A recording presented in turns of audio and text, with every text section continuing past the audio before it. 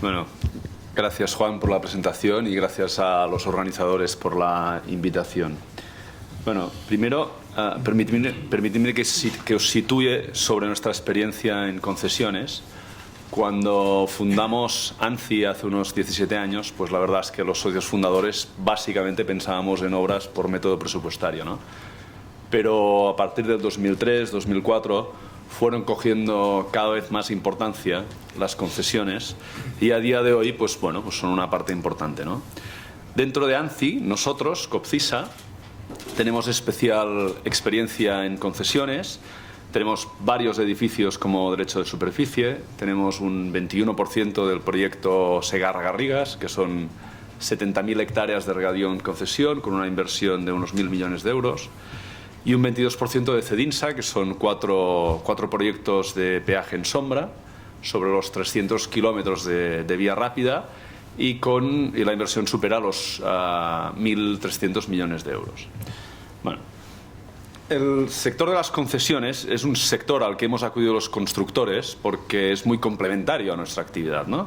Pero a la vez es muy diferente y creo que es muy importante afrontarlo como muy diferente. ¿Por qué decimos que es complementario? Pues primero de todo por una obviedad, ¿no? Pues porque nos genera cartera tanto de obra como de conservación como de explotación, y esto para nosotros, que duda cabe, es muy importante, ¿no? Y recurrente, efectivamente.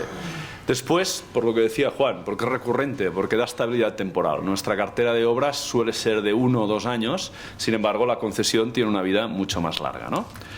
Tercero, porque tiene una complementariedad financiera. Nuestro negocio, el constructor puro, no es un negocio que suele requerir grandes CAPEX. Sin embargo, el concesional sí es intensivo en capital, con lo cual es complementario también por este lado. Y cuarto, y para mí muy importante, es que nosotros atesoramos un know-how constructor, conservador y explotador, que es una buena base para, complementado con otros know-hows, crear un buen departamento de concesiones. Y creo que este punto es relevante, luego comento un poco más. Bueno, ¿y por qué decimos que es diferente, no? Pues yo creo que las grandes diferencias están desde el punto de vista financiero, técnicas y temporales. Y para explicarlo mejor, como ingeniero de caminos, ¿no? Lo pongo en un gráfico, se me da mejor. Bueno, a ver, diferencias financieras. Esta gráfica es el coste de la obra por los dos métodos, ¿no? En azul tenemos el método presupuestario, donde vemos que en el periodo de construcción pues hay una fuerte inversión por parte del cliente, es la primera parte de la izquierda, ¿no? Y luego a lo largo de la vida útil de la concesión pues tenemos gasto de OPEX, gasto financiero, gasto de conservación. Estos pequeños saltos son OPEX. Pues renovar el asfaltado, en caso de un edificio rehabilitar, etcétera, ¿no? Y gasto energético, muy importante sobre todo en los proyectos de edificación, también en los de obra civil, por los túneles.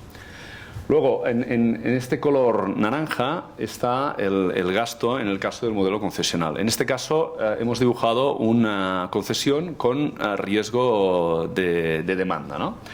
Bueno, pues vemos que para el cliente, en el periodo de construcción, pues no puede no tener gasto, ¿no? Nada.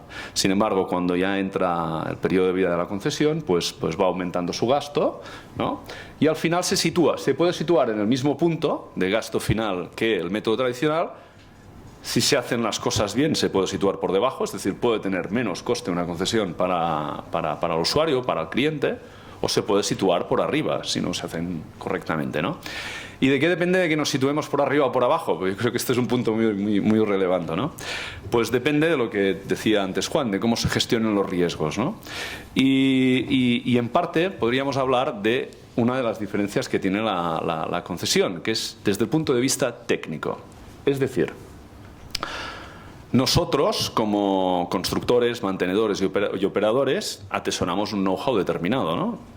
Este know-how, si somos capaces, digamos que el negocio concesional tiene claros incentivos para que este know-how se aplique al proyecto, para redefinirlo de tal manera que el coste acumulado al final de la vida de la obra pueda ser menor. Puedo poner un ejemplo. En el caso de un edificio, a lo mejor sale más a cuenta pues rediseñar el edificio para bajarle los costes energéticos, a lo mejor subiendo el coste de inversión, o rediseñar una fachada para que sea más fácil de limpiarla, algo tan absurdo como esto, ¿no? En el caso de las autovías, en nuestro caso, terminamos recientemente el eje transversal en Cataluña, pues se ha hecho un gran trabajo en los túneles para bajar el coste energético y se ha hecho un gran trabajo en los firmes.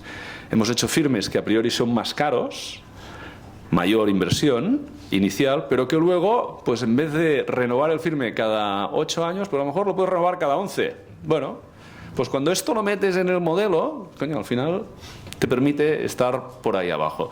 Yo creo que esto es una de las grandes ventajas del método concesional, ¿no? Es poderle sacar más jugo.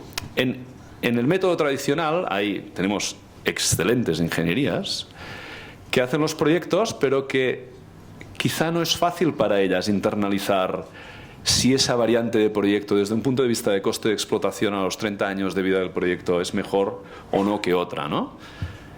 Si hiciéramos un símil con el mundo de la automoción, por ejemplo, el mundo de la automoción, pues cuando uno rediseña un coche, pues lo rediseña con los datos de los concesionarios, las estadísticas de errores, y no se le ocurre rediseñarlo sin tener en cuenta qué opina el jefe de fábrica sobre cómo se va a producir ese cambio, ¿no? ¿Qué coste de producción tendrá ese cambio?